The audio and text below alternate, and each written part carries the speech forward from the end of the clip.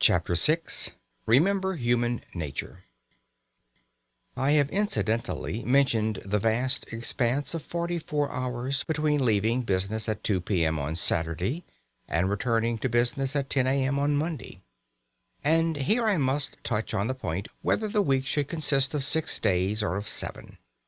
For many years, in fact until I was approaching 40, my own week consisted of 7 days. I was constantly being informed by older and wiser people that more work, more genuine living could be got out of 6 days than out of 7. And it is certainly true that now, with 1 day in 7 in which I follow no program and make no effort save what the caprice of the moment dictates, I appreciate intensely the moral value of a weekly rest. Nevertheless, had I my life to arrange over again, I would do again as I have done.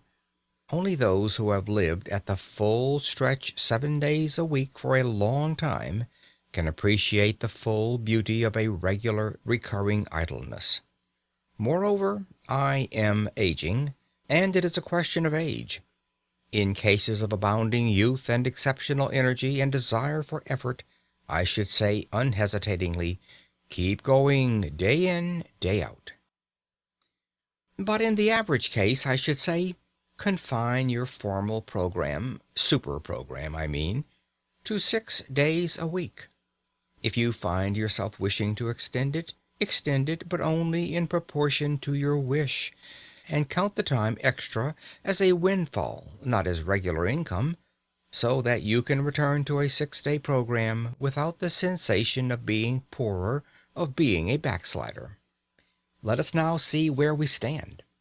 So far, we have marked for saving out of the waste of days half an hour at least on 6 mornings a week, and 1 hour and a half on 3 evenings a week.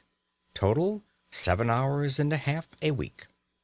I propose to be content with that 7 hours and a half for the present. What? You cry. You pretend to show us how to live, and you only deal with 7 hours and a half out of 168? Are you going to perform a miracle with your 7 hours and a half? Well, not to mince the matter, I am, if you will kindly let me. That is to say, I'm going to ask you to attempt an experience which, while perfectly natural and explicable, has all the air of a miracle. My contention is that the full use of those 7.5 hours will quicken the whole life of the week, add zest to it, and increase the interest which you feel in even the most banal occupations. You practice physical exercises for a mere 10 minutes morning and evening, and yet you are not astonished when your physical health and strength are beneficially affected every hour of the day, and your whole physical outlook changed. Why should you be astonished that an average of over an hour a day given to the mind should permanently and completely enliven the whole activity of the mind?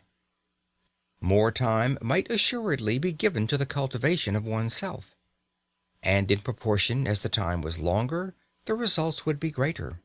But I prefer to begin with what looks like a trifling effort. It is not really a trifling effort, as those will discover who have yet to essay it. To clear even 7 hours and a half from the jungle is passably difficult, for some sacrifice has to be made. One may have spent one's time badly, but one did spend it. One did do something with it, however ill-advised that something may have been. To do something else means a change of habits. And habits are the very dickens to change. Further, any change, even a change for the better, is always accompanied by drawbacks and discomforts. If you imagine that you will be able to devote 7 hours and a half a week to serious, continuous effort, and still live your old life, you are mistaken. I repeat that some sacrifice and an immense deal of volition will be necessary. And it is because I know the difficulty, it is because I know the almost disastrous effect of failure in such an enterprise, that I earnestly advise a very humble beginning. You must safeguard your self-respect. Self-respect is at the root of all purposefulness, and a failure in an enterprise deliberately planned deals a desperate wound at one's self-respect. Hence I iterate and reiterate. Start quietly, unostentatiously.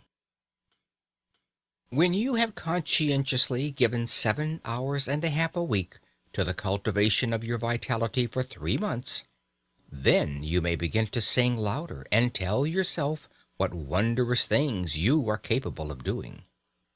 Before coming to the method of using the indicated hours, I have one final suggestion to make. That is, as regards the evenings, to allow much more than an hour and a half in which to do the work of an hour and a half. Remember the chance of accidents.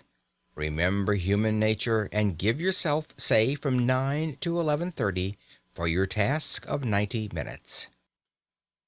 End of chapter 6.